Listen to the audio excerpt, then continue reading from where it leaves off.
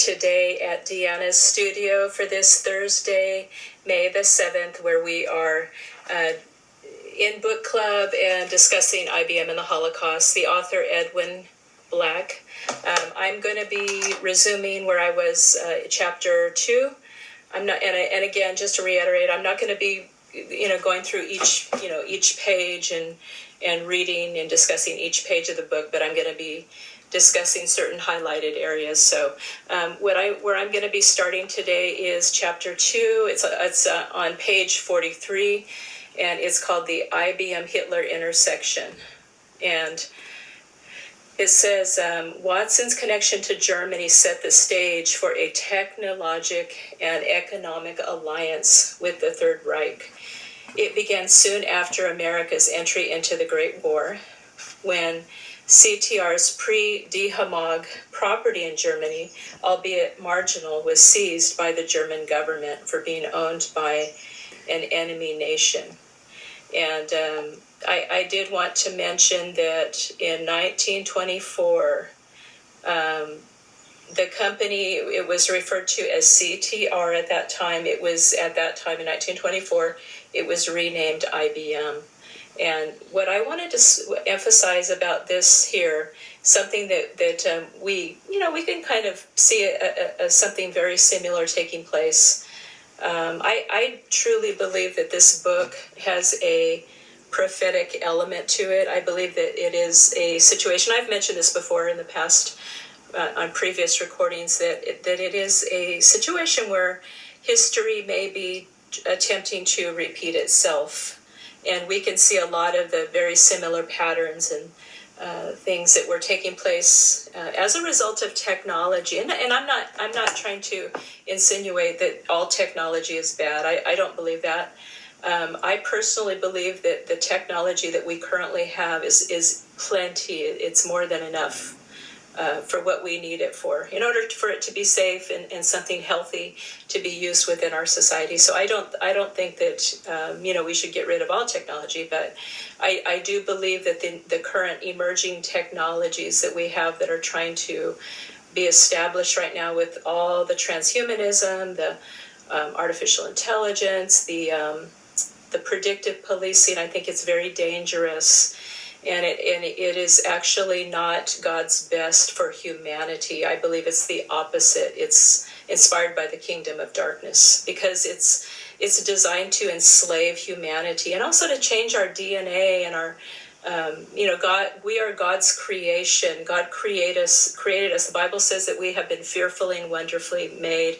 God looks at us as a masterpiece. So for those who are trying to usher in humanity into transhumanism, I believe that they are overstepping the boundaries of what God's, original design and creation has been intended for. In what I just read here, it says Watson's connection to Germany set the stage for a technologic and economic alliance with the Third Reich. Okay, notice it says set the stage. I wanted to just point out or emphasize that point. We do see that taking place right now with artificial intelligence and the transhumanism, even some of like the robotics and all of that. The predictive policing, it's setting the stage for something that is going to be transpiring within the world. And that is found in the Bible. It's actually found in the Bible. It's found in the book of Revelation, and that is the beast system, or the beast. There's also the one that the Bible refers to him as the lawless one, and he is referred to the Antichrist. And when it says anti, that means against God, against Christ. We see that Satan is the polar opposite of God. Satan is pure evil in his demons and all of their works of darkness. They are pure evil. But God is the polar opposite of that. He is goodness, and he is, he's our creator. He wants the very best for humanity and for the world that we live in. And it's the same thing with our Messiah, Jesus Christ. The polar opposite of Jesus, our Messiah, is the Antichrist. So I believe that all this technology that is emerging right now, especially like the artificial intelligence and the transhumanism and, even like the predictive policing, I believe that it is setting the stage for what will take place further down the road. And it's actually, it's prophesied in the book of Revelation that it's going to take place, but it is coming from the kingdom of darkness. It's not something that I don't believe that we should really be embracing. But there are some people that have alternate platforms, and I think that that's good because it looks like eventually we're all going to have to deal with, what is coming. So it's nice that we have some people that, good people, conservative people, that they're trying to endeavor to create something that is actually will be an alternative to what other platforms that we see. So okay, so I'm flipped over to page 44. It says, ironically, Heidinger's. Oh, I'm sorry. You know what? I'm forgetting something here. I wanted to actually flip back to page 43 and down just a little bit further. I wanted to cover some information there. It's a little more than halfway down the page. It says he added, and it's referring to, I believe it's referring to Watson. It says he added, the world must extend a sympathetic understanding to the German people and their aims under the leadership of Adolf Hitler. More than fundamental sympathy, Watson in 1933 possessed an extraordinary investment in Germany. It began in the early 20s during the height of Germany's tyrannic post-war inflation. It was a time when valueless German currency was transported from place to place in wheelbarrows, worth more as kindling than as an legal tender. In 1922, Willy Heidinger's Die Hamag was a mere license of Hollerith equipment.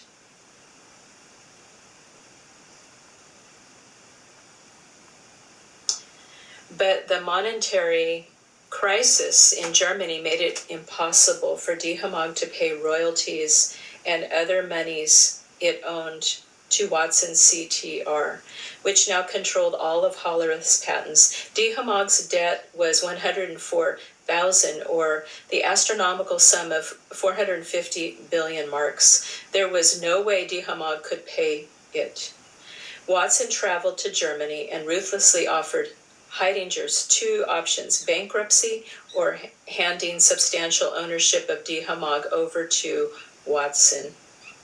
It began by Watson asking for only 51% of the stock, but as Die Hamag's financial position weakened, Watson abruptly upped his demand to 90%. Heidinger felt cornered with no choice. He ceded the German company to Watson. He ceded the German company to Watson, and Die Hamag became a CTR subsidiary. When CTR was renamed IBM in 1924, Die Hamag, of course, continued as an IBM subsidiary. Heidinger was allowed to retain approximately 10% of the stock. Die Hamag could then still claim some token German ownership for apprentice sake. Ironically, Heidinger's shares were a virtual ruse because he could only own them as long as he worked for Die Hamag. Even then, he could not control the stock. Once Heidinger left the company, he would have to sell the shares back to IBM, and only IBM.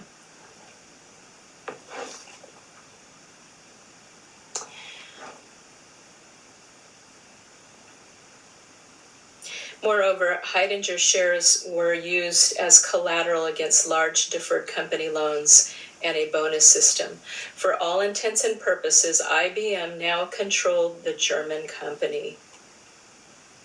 For a decade after IBM acquired Die Hamag, Watson tightly managed the German subsidiary's operation, setting its sales quota and at the same time benefiting from technical improvements to Hollerith systems devised by German engineers. Eventually, IBM began extending its influences overseas, creating subsidiaries or agencies in dozens of countries. So sort of like sister companies or something that, companies that are under the umbrella of that company, of IBM. In Sweden, it was Venska Watson. In many places, the business names Watson and IBM were synonymous and inseparable. I'm gonna do something real quick. I'm being sabotaged on doing this video. My videos are being shut off and stuff like that. So I'm trying to capture what's going on here. Okay.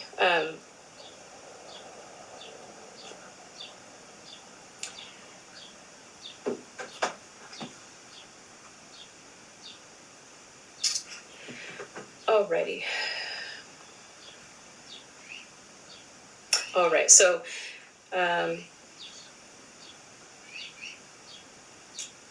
Okay, in many places the business names Watson and IBM were synonymous and inseparable, but the German subsidiaries' revenues outshone them all. Many European countries were slow to adopt Hollerith technology. Germany, however, was more willing to accept the punch cards. Indeed, of some 70 subsidiaries and foreign branches worldwide, more than half of IBM's overseas income came from Die Hamag alone.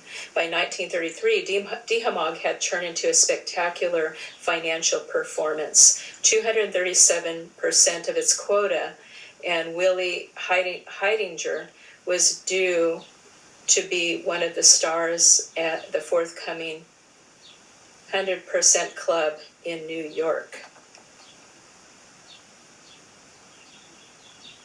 Okay, and when Hitler came into power in January 1933, he made an open promise to create a master race to dominate Europe, to decimate European Jewry.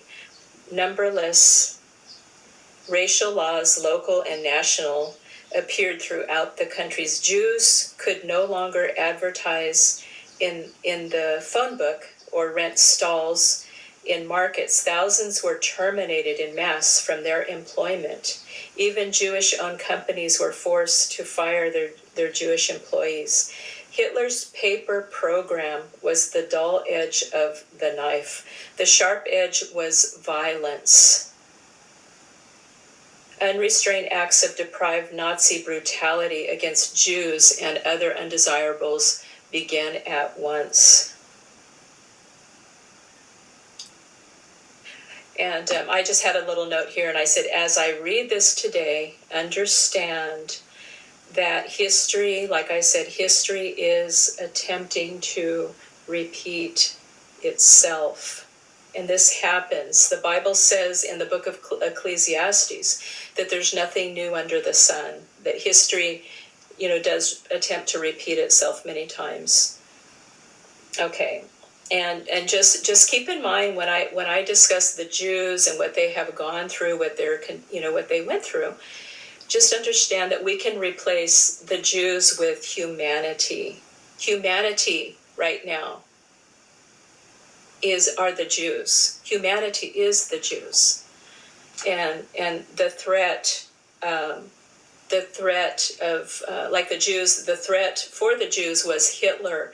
Well, the threat for us, for humanity, is, I would say, the CCP, the Chinese Communist Party, but also the technocrats, many of the technocrats. It doesn't mean that every single technocrat is bad, the real prominent ones, they are really bad, and they're trying to.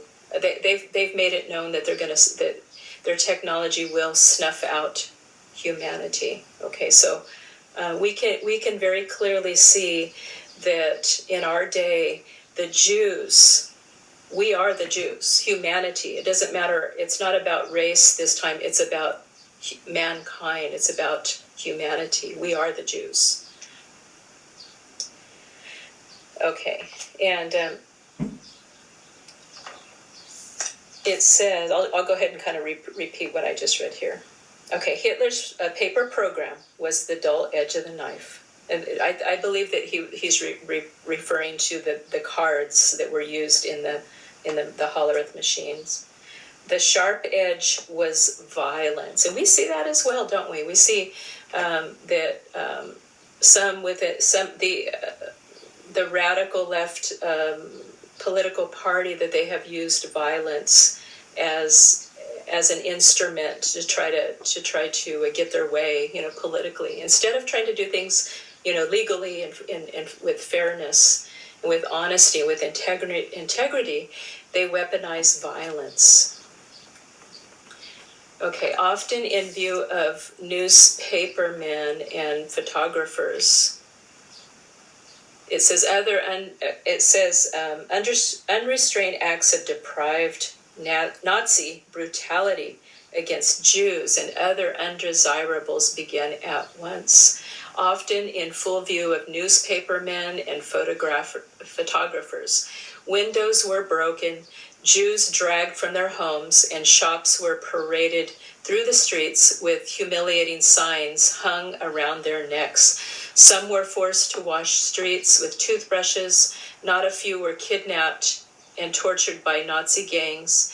Police looked the other way. On March 20th, 1933, the concentration camp for political enemies was established at the pastoral town of Dachau, 10 kilometers north of Munich. Many others soon followed. Scores of Jewish merchants in Essen and Munster were delivered wholesale to the infamous camps. In Frankfurt, thousands of frenzied stormtroopers paraded through the streets chanting, "Kill the Jews." A London newspaper actually published a Berlin street map locating a dozen Nazi tortured houses.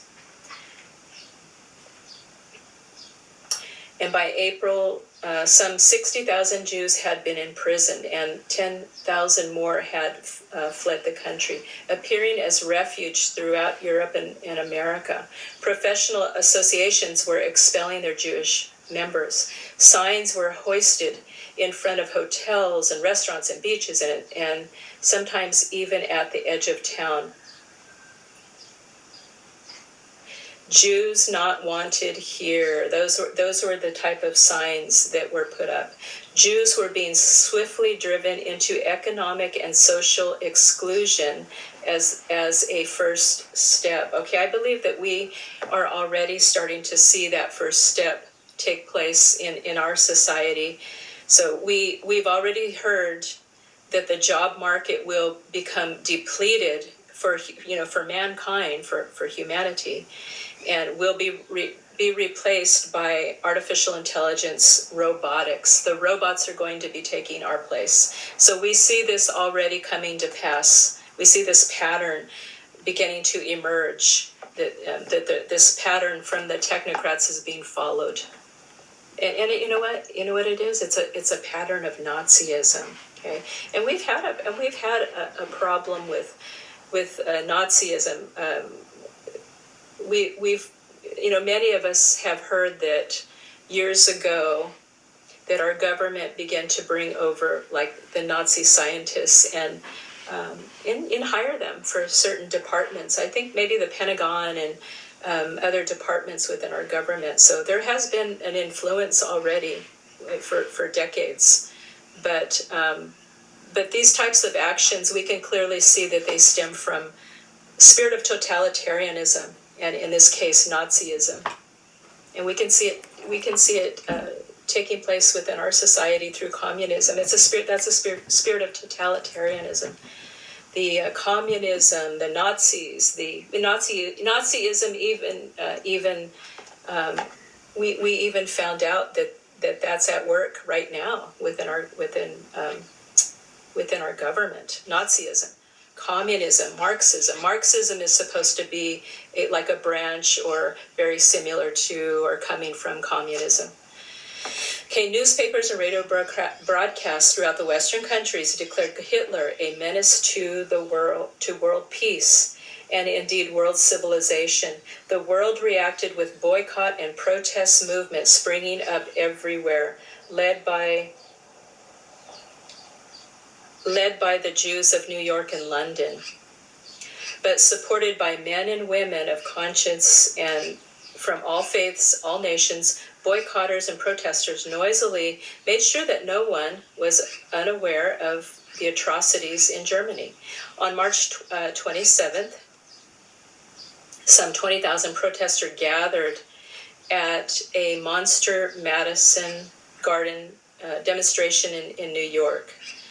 That was broadcast around the world. Within days, similar rallies and sympathetic movements appeared in Paris, Istanbul, Toronto, Bombay, Warsaw, London, in Salonika, I believe it's pronounced. 70,000 Greek Jews assembled to launch their anti-Hitler movements. Whether in Bucharest, Antwerp, Chicago, or Belgrade, a growing world movement would not stand by passively as Jews were being targeted. Anti-German boycott and protest actions erupted across the globe, which that's what we need to have, that's what we need to see more of in our situation as well. And I believe that there is a tremendous amount of resistance that has already begun to come forth, and that's great. That's what we need. We need to put a stop. We need to put the brakes on this type of thing, because it's not in our best interest. We have to ask in whose interest, or in whose best interest does all of this lie? And it's in the best interest of the technocrats, and of course we know that it's all about money and power with them. They want more money. They want more power. They want to take the place of God. Some of them are Illuminati, so they think of themselves as God. They don't believe that there's a God. They think of themselves as God, and so we should not go along with some of these things that when they're claiming that it's going to snuff out humanity. Well, what's in it for us? Nothing. So we need to do exactly what is stated here, and I believe that is already taking place. And that's great. Okay, so I'm going to go on to page 46. It says, on May 10th, 1933, more than 100,000 marchers, businessmen, and unionists alike, Jews and Christians, jammed Midtown Manhattan. Newsreel cameras mounted on platforms filmed evocative scenes of anti-German placards in the air amid a backdrop of furling American flags, and crowds loudly demanded that in the name of humanity, all businesses stop doing business with Adolf Hitler. In the name of humanity. Sounds like the day that we are living in. And the question confronting all businessmen in 1933 was whether trading with Germany was worth either the economic risk or moral dissent. This question faced Watson at IBM as well, but IBM was in a unique commercial position. While Watson and IBM were famous on the American business scene, the company's overseas operation were fundamentally below public radar screen. IBM did not import German merchandise. It merely exported American technology. The IBM name did not even appear on thousands of the index cards in the address files of leading New York boycott organizations. Moreover, the power of punch cards as an automation tool had not yet been commonly identified. So the risk that highly visible trading might invoke economic retaliation seemed low, especially since D. Hamag did not even possess a name suggestive of IBM or Watson. On the other hand, the anticipated reward in Germany was great. Watson had learned early on that a government in reorganization, and indeed a government tightly monitoring its society, was good news for IBM. During the Depression years, when Franklin D. Roosevelt administration created a massive bureaucracy to assist the public and control business, IBM doubled its size. The National Recovery Act of 1933, for example, meant business all of a sudden had to supply the federal government with information in huge and unprecedented amounts, recalled an IBM official. Extra forms, export reports, listen to this. Extra forms, export reports, more registrations, more statistics. IBM thrived on red tape.